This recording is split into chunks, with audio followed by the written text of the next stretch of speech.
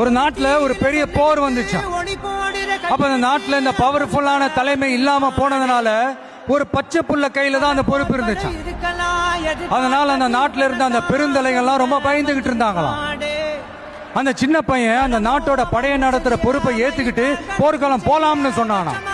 அப்ப அந்த பெருந்தலைகள்லாம், எப்பா நீயே சின்ன பையன், இது பெரிய போர்க்களம்பா, அங்க பவர்ஃபுல்லான நிறைய எதிரிகள்லாம் இருப்பாங்கப்பா, களத்துல அவங்களை சந்திக்கிறதெல்லாம் சாதாரணமான விஷயம் இல்லப்பா, சொன்னா கேளுப்பா, இது விளையாட்டு இல்ல, நீ பாட்டுக்கு குடுகுடுன்னு ஓடி விளையாடிட்டு திரும்ப குடுகுடுன்னு வீட்டுக்கு ஓடி வர்றதுக்கு, போர்னா படையை நடத்தணும், அதை விட முக்கியம் அத்தனை எதிரிகளையும் சமாளிச்சு போர்ல தாக்கு பிடிக்கணும், அதுக்கு மேல முக்கியம் அந்த போர்ல ஜெயிக்கணும், உனக்கு யாரோ கூட்டோ துணையோ இல்லாம நீ எப்படிப்பா அந்த போரை நடத்துவ, எப்படி ஜெயிப்ப அப்படின்னு எல்லா பெருந்தலைகளையும் கேட்டப்போ